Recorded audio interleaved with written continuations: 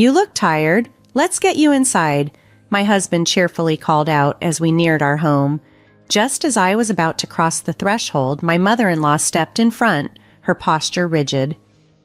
"Andrea, could you do us a quick favor and run an errand? It's a short trip to the store.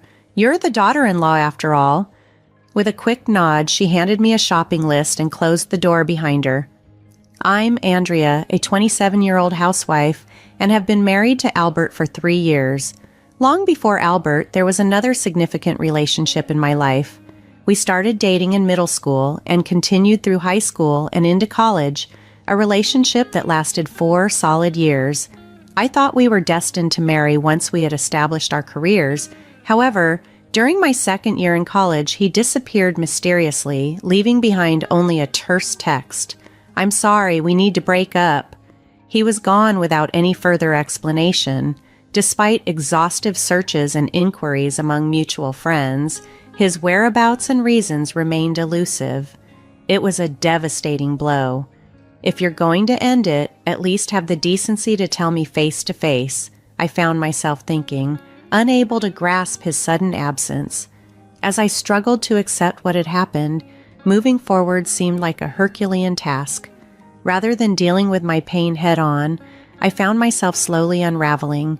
College became a blur of parties where I became known for giving out hugs liberally to anyone and everyone, yet I somehow never let things go further.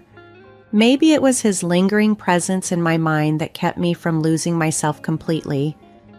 My friends, seeing my decline, were pained and stepped in. They meant well and started introducing me to new people, hoping a fresh start in my love life would help stabilize me.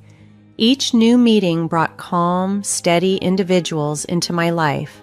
Yet, despite my efforts to engage with others, I found myself recoiling, gripped by a deep-seated fear of abandonment. Even so, I pushed through to keep my promises to my friends. Amidst my whirl of doubt and apprehension, I met Albert. He was older, exuding a calm assurance and a clear sense of direction that struck a chord within me. "I'm focused on advancing my career and need a partner who supports me at home," he stated firmly, his certainty igniting a flicker of hope in me. His words echoed the dreams I once harbored with my previous partner, dreams of a shared future post-college. After graduation, I took a year to gain valuable work experience, a time that was both enriching and empowering. However, when the moment came to commit to Albert, I readily transitioned into the role of a homemaker, setting my professional ambitions aside to build our home life together. Life with Albert has unfolded smoothly. His consistent affection and thoughtfulness make daily life comfortable. Drawing on the independence I developed while single, I adapted well to managing our home. Whenever I fell ill or felt overwhelmed, Albert would seamlessly take over household responsibilities, his dedication unwavering. While Albert's career might lack public glamour, his steadfast commitment is something I deeply admire. Our life might not be lavish, but there's a profound joy in the simplicity of our connection. As our second Christmas together approached, a call from my mother-in-law sent a chill through me. "Come home for Christmas this year. We have relatives visiting," she commanded, her tone as stern as ever.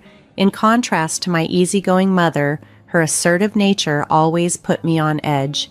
"Of course, we'll be there," I replied, masking my nervousness. Last Christmas, we had opted for a trip, setting aside the usual family gathering since it was our first year as a married couple. I remembered how Albert had informed his parents of our plans.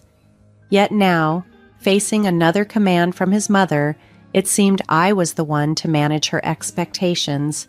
The thought of the upcoming holiday visit filled me with dread, despite my limited familiarity with the intricate dynamics of my husband's family. "It's just for 3 days," I reassured myself, trying to see it as a brief and manageable commitment. "Albert, your mom called. What's the plan?" I asked, a hint of anxiety in my voice. "She wants us to come home for Christmas. We've got relatives visiting too. Since we missed last year, I think it's only fair we go this time." he responded, his voice tinged with hesitation. With gifts packed and preparations made, we set out for his parents' home, an hour-and-a-half drive that felt longer due to my growing apprehension. It had been a while since our last visit, and the weight of expectation hung heavily in the air. The nerves were buzzing under my skin as we parked the car. "Just relax, it's Christmas," Albert said with a shrug, trying to ease the tension as we got out. His laid-back approach did little to soothe my jittery nerves. As we approached the house, a familiar voice rang out, and Albert was quick to respond, heading towards his cousin Karen. She greeted him with a playful hug, but he gently pushed her away, a flicker of annoyance crossing his face. Karen, a year Albert's senior, had always enjoyed teasing him, a dynamic rooted deep in their childhood. The first time I met her, her close and jovial manner with Albert threw me off, making me wonder if there might be more to their relationship. But it soon became clear that her ribbing was just part of a brother-sister-like bond they had cultivated over the years, though it visibly irked Albert at times.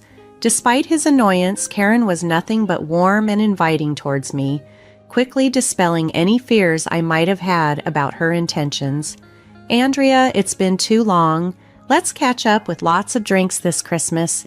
See you tomorrow. I've got some errands to run," Karen chirped before disappearing back into the house.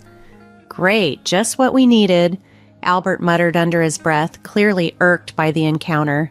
As we lingered outside, he complained about our timing with his parents' house sitting in the opposite direction of where we needed to go for the rest of his family's gathering. Resigned, he headed towards his parents' home, venting his frustration along the way. Yet, despite the slight detour, a part of me felt relieved. Karen's fleeting visit, though unexpected, was a timely distraction that helped ease my anxieties. With a renewed sense of purpose, I followed Albert, ready to dive into the holiday spirit. "We're back," Albert announced as he pushed open the front door. Almost immediately, my mother-in-law came bustling over. "Welcome home, you both must be tired. Come on in." She ushered us inside with her usual briskness. "Hello," I greeted her politely, attempting to follow my husband into the warm embrace of the house. But before I could step in, she blocked my path. "Andrea, could you run a quick errand for us? It's just a small shopping trip. Naturally, as the daughter-in-law, it falls to you," she declared, thrusting a list into my hands and swiftly closing the door behind her. As I glanced down at the lengthy list she handed me, I sighed, bracing myself for the task ahead. Feeling completely overwhelmed, I stared at the long list of items my mother-in-law had handed me. It ranged from simple, everyday essentials like olive oil and vinegar to more extravagant items such as baguettes, exotic fruits, and even luxury items and lobster. Clearly, this was not just a quick shopping run, it was an extensive endeavor. Having only visited my in-laws a few times, I was not familiar with the area at all. "This list is massive. How am I supposed to manage all this alone? And who's covering the costs?" I muttered to myself, feeling the weight of unreasonable expectations. My husband, who must have heard the exchange, remained notably absent, adding to my frustration. "Hey, Albert, aren't you going to help?" I called out, standing outside bewildered, waiting for any sign of support. But to my dismay, all I heard was laughter echoing from inside the house. "I see how it is," I grumbled under my breath, feeling sidelined and taken for granted. Frustrated by my mother-in-law's blatant demands and my husband's apparent indifference, I decided I had enough. In a surge of anger, I drove back home, determined to enjoy what was left of the holiday on my terms. I bought food and drinks for a quiet Christmas evening at home. As I settled in with a beer, a strange noise caught my attention. It was coming from my husband's belongings. I had driven home with his luggage in the car, and now his phone was ringing incessantly. My curiosity piqued. I had never felt the urge to snoop through his phone before, but now, under these circumstances, I couldn't hold back. I glanced at the caller ID. It was a woman's name. Frozen in place, I watched as the call ended and a text notification popped up. With a heavy heart, I read the messages that flashed on the screen. "Albert, when are you coming back from the in-laws?" I'm feeling jealous of being here without you. I've put off seeing you for Christmas, but make sure to come to me as soon as you return." My heart sank as the harsh reality hit me. My husband was having an affair. Every bit of affection I had for him turned cold in an instant. While I had previously dismissed my mother-in-law's harshness as a minor irritation due to our rare interactions, discovering Albert's betrayal was a complete game changer. I couldn't fathom continuing the sham of a marriage. Driven by a mix of betrayal and urgency, I tried to unlock his phone, and to my disbelief, the password was my birthday. The irony of using my birthday to secure a device that hid his infidelity was just another blow in this cascade of revelations. As I processed the undeniable evidence of his infidelity stored on his phone, text messages and photos that left little room for doubt, I grappled with the reality of my husband's betrayal. In a moment of boldness, I grabbed his phone and decided to set a trap. Posing as him, I sent a message to his mistress. "My wife has gone back to her parents' house after a disagreement, so we have the chance to spend Christmas together. Come over." Her eager response arrived promptly, and I gave her our address, telling her to come within the hour. True to her word, the doorbell rang just 20 minutes later. Expecting to confront the mistress, I opened the door with a mixture of dread and determination, only to find my husband, father-in-law, and mother-in-law standing there instead, their faces etched with gloom. "Oh, we're back," my mother-in-law said somberly, exchanging uneasy glances with my husband. "What happened to you two? Let us in for now," she continued, motioning for me to step aside. As I let them into the living room, another voice caught my attention. It wasn't my father-in-law. Turning toward the entrance, I was surprised to see Karen standing next to an even more unexpected figure, my grandmother-in-law, the matriarch of the family. "What brings you here?" I started to ask, but my grandmother-in-law cut me off, her tone softening as she ushered everyone inside. "Come on, Albert, and you too, Andrea," she said, her voice carrying an apologetic note. "I'm sorry for ignoring you earlier, Andrea. And Albert, I apologize for any oversight on my part." Observing my husband and mother-in-law, I noticed their visible discomfort in her presence. My grandmother-in-law's piercing gaze held them accountable, a clear sign of her intolerance for dishonesty and manipulation. Though she could be quite formidable in her direct approach, there was an undeniable warmth about her that had always made me respect her. It turned out that Karen had confronted my husband about our absence after noticing our car missing from the driveway. Caught off guard, he had tried to shift the blame onto my mother-in-law. Enraged by his lies, Karen pressed him for the truth, which eventually led to the whole shocking revelation coming to light. My grandmother-in-law, having been informed of the situation by Karen, wasted no time in reprimanding both my husband and mother-in-law. Even my father-in-law, who had been innocently cleaning up around the neighborhood, was shocked by the developments. Meanwhile, I had turned off my phone, making myself unreachable. Concerned about my whereabouts, they hurried back to find me. As we discussed the unfolding events, the doorbell rang again. This time, I was almost certain it was the mistress at the door. "Karen, could you please answer the door?" I called out.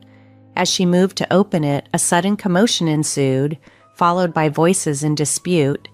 Watching the scene unfold, I saw my husband's complexion turn pale, a clear sign of his guilt as the unexpected guest arrived. The tension in the room escalated rapidly, setting the stage for an unavoidable confrontation. As the surreal scene unfolded, I couldn't help but stifle a chuckle despite the gravity of the situation. The woman my husband had unwittingly invited over tried to make a swift exit, only to be stopped by Karen, who promptly escorted her into the living room. A collective gasp filled the room as everyone caught sight of her. The lady was dressed in an audacious headpiece and a fluttering skirt that mimicked a maid's uniform. The absurdity of her outfit only heightened the shock of her presence. Why is she dressed like that? I wondered aloud, my curiosity piqued about my husband's involvement with such a character. The woman, clearly under the impression she was meeting my husband privately, froze in shock as she surveyed the room full of stern faces. "Albert, what is going on here?" I demanded, my voice a mix of disbelief and irritation. Albert, caught off guard, stammered a response. "Well, you see, this girl is, your mistress, right? How did you find out?" the mistress blurted out, her face turning a deep shade of red as she looked around nervously. "Yes, I saw your phone. From photos to messages, I've seen it all," I said firmly, my voice steady despite the turmoil inside. At this revelation, the mistress panicked, her eyes darting for an escape or an ally in Albert or my mother-in-law, her plea for help throwing me further into confusion. What followed was utter chaos. Karen and I pressed Albert for details about the affair, while my father-in-law and grandmother-in-law took my mother-in-law to task over her treatment of me. It was glaringly obvious to everyone that their behaviors were indefensible, with my mother-in-law receiving particular scorn for condoning the affair. The most bizarre twist was learning how my husband had become acquainted with the maid. Oddly enough, my mother-in-law had played a significant role.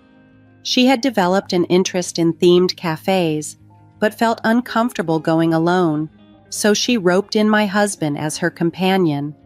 Their shared outings to these cafes, enjoying the unique atmosphere, had somehow spiraled into an affair. What baffled me even more was my mother-in-law's strange affinity for the mistress and her dismissive attitude towards the affair, seemingly blind to the pain it inflicted on me. As the holiday season approached, the weight of these revelations led to a drastic decision. Albert and I agreed to divorce before Christmas. This decision was echoed by my father-in-law and mother-in-law, who also chose to end their marriage amidst the unfolding drama. As the legal formalities proceeded, the mistress stood trembling, her demeanor a blend of fear and uncertainty under Karen's stern gaze. She seemed diminished, perhaps overwhelmed by the thought of how marriage, which she may have once viewed romantically, had become entangled in trauma. But that concern was no longer mine. After reaching a settlement with my husband, I watched as the mistress slowly faded from my life, a somber reminder of the tumultuous events that had reshaped our futures. After the upheaval of my divorce and severing ties with my mother-in-law, I found myself relishing a fresh start as a newly single woman. I landed a job and reveled in the independence it brought. Life was on an upward trajectory, and I was eager to steer it in new directions. Amidst these changes, something unexpected happened. Karen and I grew incredibly close.